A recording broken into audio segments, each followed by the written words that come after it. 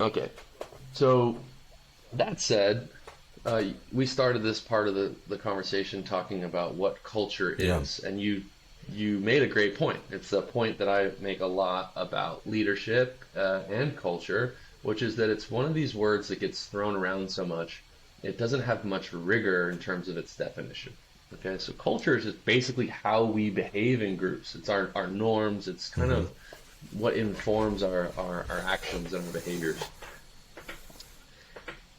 I'm not interested in culture, just like Mm-hmm. lowercase c. I'm interested in high performance culture. Like, what type of culture would yield the best results? And it's in my observation, and I get to make up the definition, so it's really self-serving. But we've defined what leadership is, and we've defined what high performance culture is, just so we know what we're talking Yeah. about. So when we talk about leadership, we say that to be in leadership is to be responsible for the results, period. And that's an easy definition Mm-hmm. because it really serves what we're trying to do.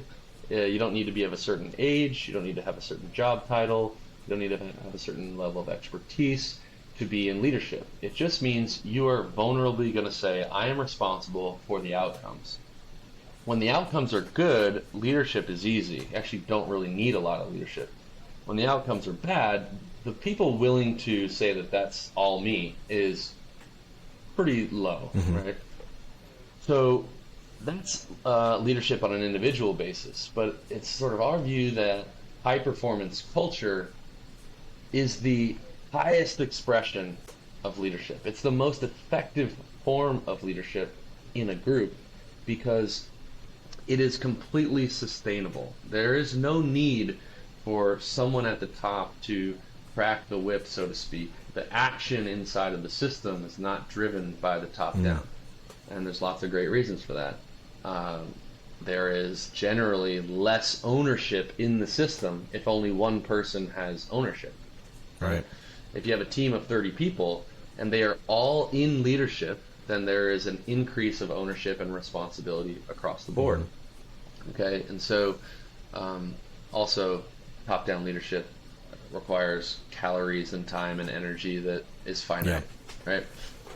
And so the idea then, to finally answer your question, sorry I'm long-winded, is that it's my view that great leadership would build the Mm. container for high-performance culture, right? You have to set up the arena such that the culture would behave in a way that serves its own betterment. Right.